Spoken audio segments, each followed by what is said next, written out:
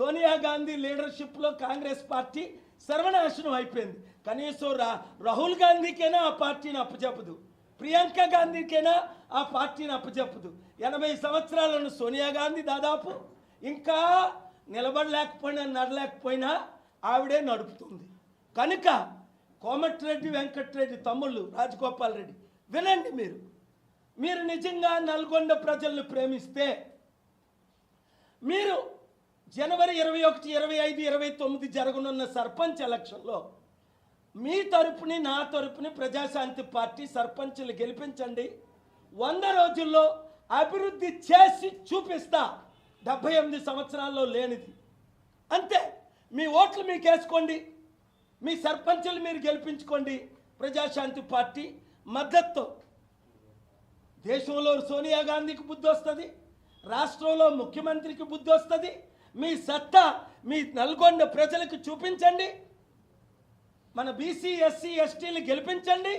మీరు నిజంగా ఇద్దరు అన్నదమ్ములు కులాలకు అతీతం అయితే బీసీలను నిలబెట్టండి, మేము 60% ఉన్నాం. దళితులను నిలబెట్టండి, మేము 16% ఉన్నాం. ముస్లిం క్రిస్టియన్స్ నిలబెట్టండి, అగ్రవర్ణంలో ఉన్న వాళ్ళకి కూడా అవకాశం ఇద్దాం. అంబేద్కర్ ఆశయాలు నెరవేర్చుదాం. Thank you very much.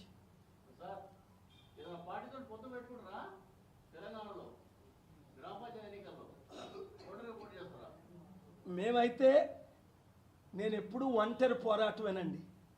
BJP వాళ్ళు అడిగారు, మీకు తెలుసు, అనేక సార్లు ఆఫీస్కి వచ్చారు.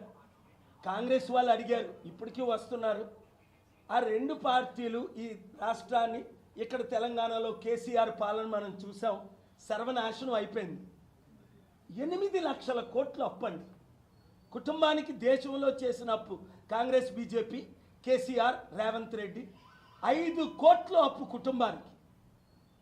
నిరుద్యోగ సమస్య ఒక్కటైనా తీరిందా? రైతుల సమస్య ఒక్కటైనా తీరిందా? రుణమాఫీ చేసాం, 22 లక్షల మంది రైతులకు అంటున్నారు. 1 కోటి రైతు కుటుంబాలు ఉన్నాయి. మరి మిగతా 80 లక్షల రైతుల సంగతి ఏంటి? ఒకటి, రుణమాఫీ మీరు చేశారంటే అర్థం ఏంటి? మరలా ఎక్కువ రుణం తీసుకొచ్చి 1,00,000 కోట్లు అప్పు చేసి 22,000 కోట్లు మీరు రుణమాఫీ తీర్చారు. ఇంకా 78,000 కోట్లు అప్పు ఎక్స్ట్రా అయింది కదా.